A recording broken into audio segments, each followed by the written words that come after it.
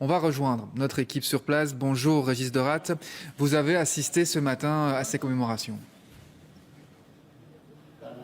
Oui, la cérémonie est toujours en cours d'ailleurs et aujourd'hui, ici, on célèbre la mémoire du million de Rwandais assassinés durant le génocide, 1 million de victimes, principalement Tutsis, massacrés par le régime génocidaire Hutu de l'époque.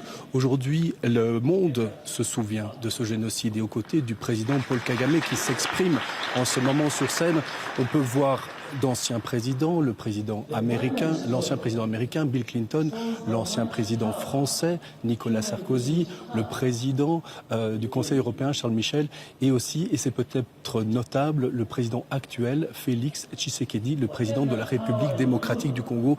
Et on sait les tensions notables, importantes qui tendent en ce moment les relations entre ces deux pays avec des massacres perpétrés dans l'est de la République démocratique du Congo, des massacres qui ont été répétés aujourd'hui lors des discours officiels par le ministre des Affaires étrangères rwandais. Mais aujourd'hui, l'heure est à la réconciliation, à la coopération, à l'entente aussi entre les ennemis d'hier et les ennemis d'aujourd'hui. C'est le message qui passe ici au BK Arena de Kigali. 30 ans plus tard, on ne peut oublier évidemment que ce génocide était un génocide de proximité où les voisins assassinaient, massacraient leurs voisins à coups de machette, à coups de gourdin. Alors comment oublier tout cela? Comment reconstruire après autant d'horreurs? Peut-on pardonner? C'est la question que j'ai posée à un jeune Rwandais qui est présent ici dans l'Assemblée. Écoutez sa réponse. Bien sûr. Pour le Rwanda, bien sûr, nous avons déjà pardonné.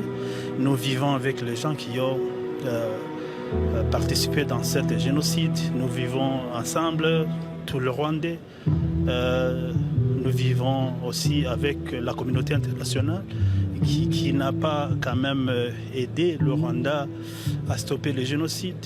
Pour le Rwandais, c'est bien sûr. Nous avons pardonné. C'est pourquoi nous vivons. Voilà pour cette interview signée Régis Derat qu'on retrouvera évidemment dans notre édition ce soir. Et vous venez de l'entendre dans cette interview, la question du pardon, de la réconciliation est centrale car les victimes de ce génocide connaissaient souvent leur bourreau